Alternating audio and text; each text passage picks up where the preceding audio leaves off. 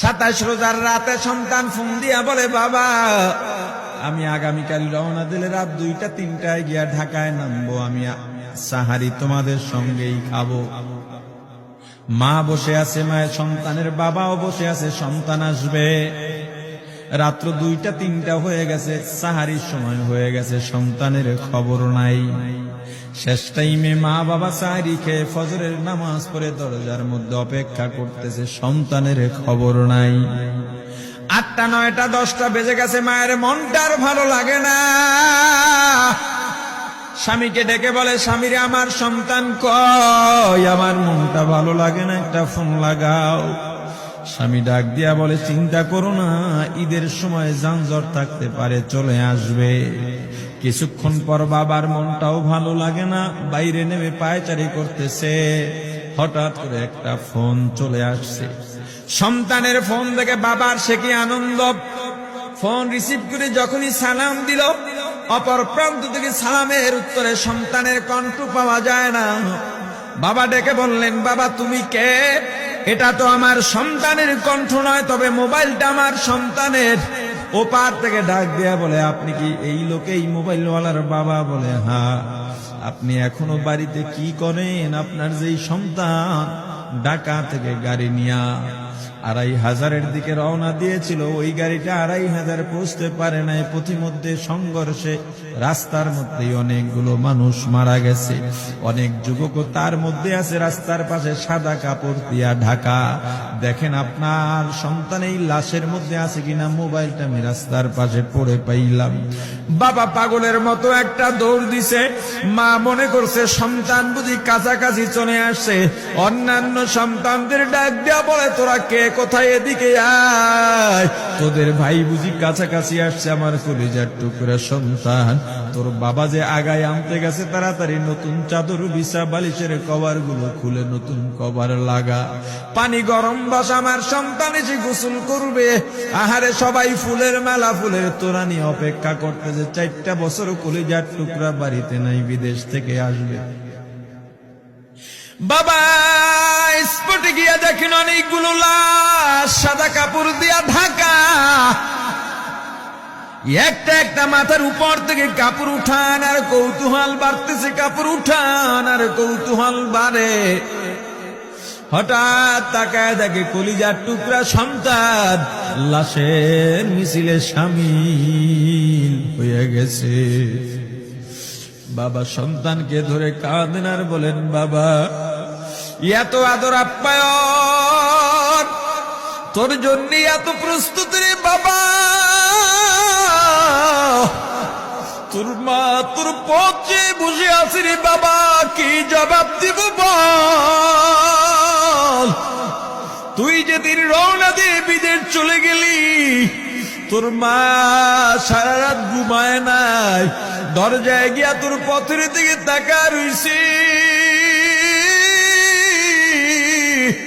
কত রাত আমি মা, আমি বাবা দেখলাম তোর মা গভীর রাতে বিছানায় নাই। খুঁজতে খুঁজতে দেখলাম দরজায় গিয়া তোর মা কাঁদে। কত রাত তোর মা তোর জন্য নামাজ পড়তে পত্রে রাত্রটা নির্ঘুম কাটায় দিছে রে বাবা। কত রাত তোর মা তোর জন্য দোয়া করতে করতে নির্ঘুম রাত্র কাটায় দিছে। এই 4 বছরে 8টা ঈদ, ঈদের সময় আমরা নতুন কাপড় কিনছি, নতুন কাপড় পরছি। তোর মায়ের জন্য আমি নতুন শাড়ি এনে খাটের উপরে রাখলাম। ঈদের নামাজ পড়ে এসে দেখি কাপড়টা খাটের উপরেই আছে। তোর মা প্রথম ঘরেও নাই, মাঝের ঘরেও নাই, পেছনের ঘরেও নাই। খুঁজতে খুঁজতে গিয়া দেখি তোর মা কিচেন রুমে আছে। ওই নাস্তা নাড়াইতেছে, দুধ নাড়তেছে, দুধ উতলাইয়া পুইরা যাইতেছে, খবর নাই। আমি তাকায় দেখলাম তোর মায়ের 2 চক্ষু দিয়া টপ টপ করে পানি পড়তেছে। ডাক দিয়া বললাম, ওরে বিবি, ঈদের দিনে তুমি কেন কাঁদো? তোমার জন্য শাড়ি আনলাম, সেটাও কেন পরলা না? তোর মা জবাব দিয়া বলছে, স্বামী গো, আপনারা যখন নামাজের জন্য রওনা দিয়া গেলেন, আমার অমুক সন্তান আপনার সঙ্গে যায় নামাজ দিয়া নতুন পোশাক পরে নামাজে রওনা দিয়েছে, কত সুন্দর লাগছে দেখতে। হঠাৎ করে তাকায় দেখলাম আমার কলিজের একটা মানিক আপনাদের সাথে নাই। আমার মনটার ভালো লাগে না, আমি ফোন দিলাম আমার মানিকের কাছে। ফোন রিসিভ করে বলে, মা নাস্তা বানাইছি, খাইছি, এখনো ছুটিতে আছি, আনন্দ করতেছি, ঘোরাফেরা করতেছি, কিন্তু আমি মায়ের মন। আমি বললাম, বাবা তুই আমাকে পেটে ধরিস নাই, আমি তোকে পেটে ধরছি। আমাকে খুশি রাখার জন্য কত কথাই না বললি, ঈদের টাকা পাঠাইলি, তোর টাকা দিয়া তোর বাবা জামা কিনছে, তোর ভাইরা জামা কাপড় কিনছে, তোর টাকা দিয়ে পরিশ্রমের টাকা দিয়ে আমার শাড়ি কিনছে, গহনা কিনছে, কিন্তু তোর পাশে আমি হাতুড়ের বাড়ির শব্দ কেন পাই? আমার সন্তান বলতে চায় না, পরে বলে, মাগো কাজ করতে আসছি, টাকা নিয়ে কাজ করি, ঈদের দিনেও আমাদের ছুটি দেয় না। ওরে স্বামী বলে, ঈদের দিনেও যেই সন্তান কাজ করে, এই শ্রমের টাকার শাড়ি আমি মা কেমনে পরব রে? ওরে বাবা, আজকে তুই আসবি, খবর শুনে তোর মা এক সপ্তাহ আগের থেকে ঘুমায় না, তোর জন্য কত রঙের পিঠা বানাইছি, তোর জন্য কত আয়োজন, আমি তোর মাকে কি বলবো বাবা বল। বাবা সন্তানের লাশ অ্যাম্বুলেন্সে উঠে বাড়ির দিকে রওনা দিছে। আহারে বাড়ির কাছাকাছি আসছে, এদিকে মা দরজায় গিয়ে অপেক্ষা করতেছে, গাছের আড়াল দিয়া পথের দিকে তাকায় আছেন। দেখেন একটা গাড়ি আসতেছে, মায়ের সে কি আনন্দ, বাড়ির মধ্যে দৌড় দিছে, তোরা কই তাড়াতাড়ি আয়, ফুলের মালাগুলা নিয়ে আয়, গাড়ি এসে পড়ছে। বাড়ির দরজা দিয়ে যখন অ্যাম্বুলেন্সের হরেন দিয়া ঢুকতেছে, হুইসেল দিয়া ঢুকতেছে, মা একটা চিৎকার দিছে, ওরে এই মরণ গাড়ি আবার বাড়ি কেন, কার কপাল পুরুষে?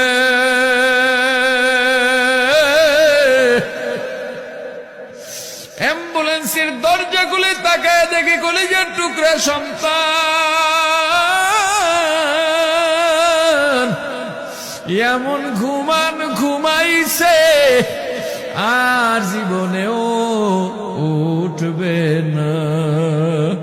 মা কাঁদেন আর বলেন, ওরে বাবা এটা তোর বিছানা নয়, নতুন চাদর বিছাইছি। বোন কান্দে আর বলে, ভাই আরে তোর জন্য ফুলের মালা পরাইছি, ফুলের মালা বানাইছি, একটু মালা পরাবো। মা ডেকে বলেন, রে সন্তান, 4টা বছর আমি তোর মা ডাক শোনার জন্য অপেক্ষা করছি, তোর জন্য গরম পানি করছিলাম, গোসল করবি, সেই গরম পানি যে তোর জীবনের শেষ গোসল হবে বুঝি নাই।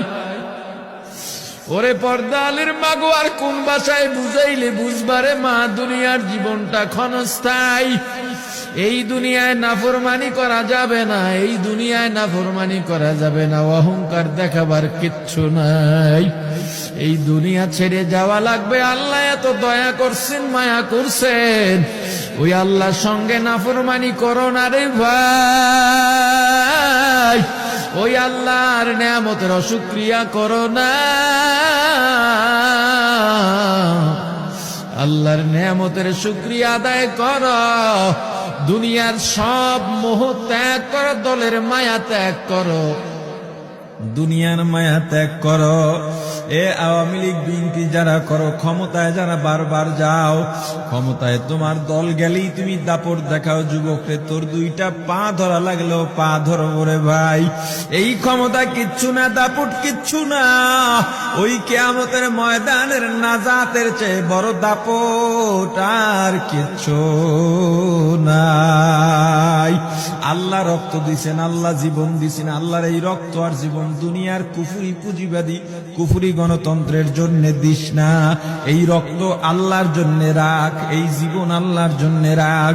আমার রাসূলের সুন্নাত দিয়া নিজেকে মোড়াইয়া নে, নিজের জীবনটা গড়াইয়া নে, ওই পরকাল হবে তোমার আমার জন্য মহা শান্তির জায়গা।